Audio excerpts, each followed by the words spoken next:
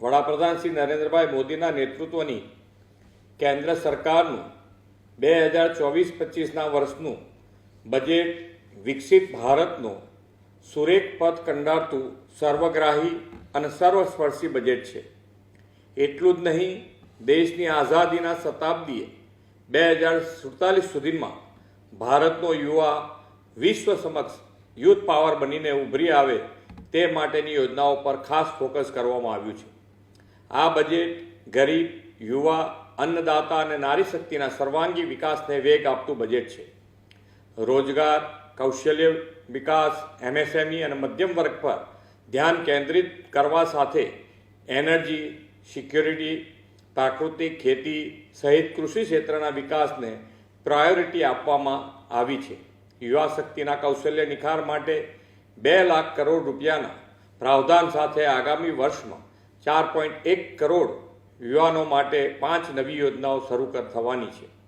આ યોજનાઓથી દેશની યુવા શક્તિની રોજગાર, સ્વરોજગાર, ઉદ્યમિતા અને ઇનોવેશન ક્ષેત્રમાં નવા સોપાનો સર કરવાની નવી દિશા મળશે.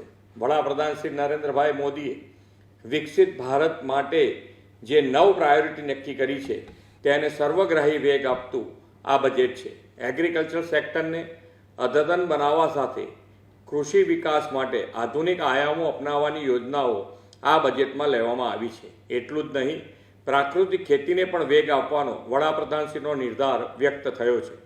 ગુજરાતના કૃષિ આધારિત અર્થતંત્રને આના પરિણામે મોટો વેગ મળશે. રોજગાર અને તાલીમ માટે એમ્પ્લોયમેન્ટ લિંક્ડ ઇન્સેન્ટિવની 3 યોજનાઓ શરૂ કરવામાં આવશે, જેનાથી ગુજરાતમાં યુવાઓ અને યુવા ઉદ્યોગ સાહસિકો માટે રોજગારીની તકો વ્યાપક બનશે.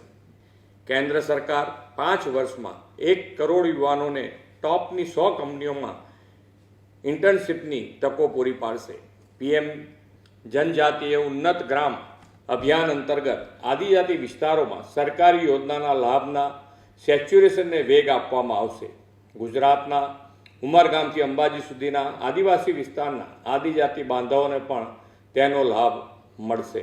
ગુજરાતના ઔદ્યોગિક વિકાસમાં MSME એ બેકબોન સમાન છે. આ બજેટમાં કરવામાં આવેલી વિશેષ જોગવાઈઓથી MSME સેક્ટરને બૂસ્ટ મળશે.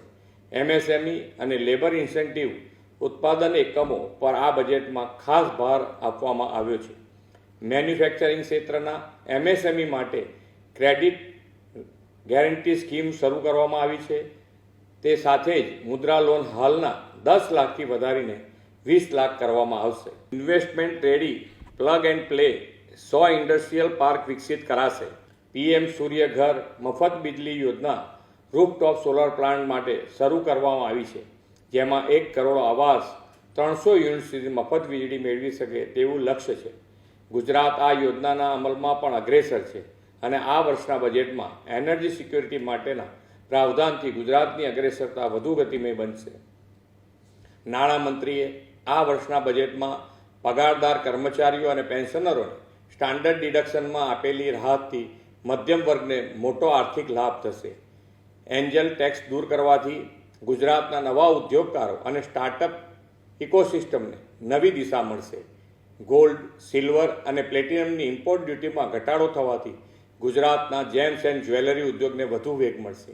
એવી રીતે રો ડાયમંડ માટેના બજેટમાં જાહેર કરેલી જોગવાઈઓથી ડાયમંડ કટિંગ અને પોલિશિંગ ઇન્ડસ્ટ્રીઝને પણ પ્રોત્સાહન મળશે.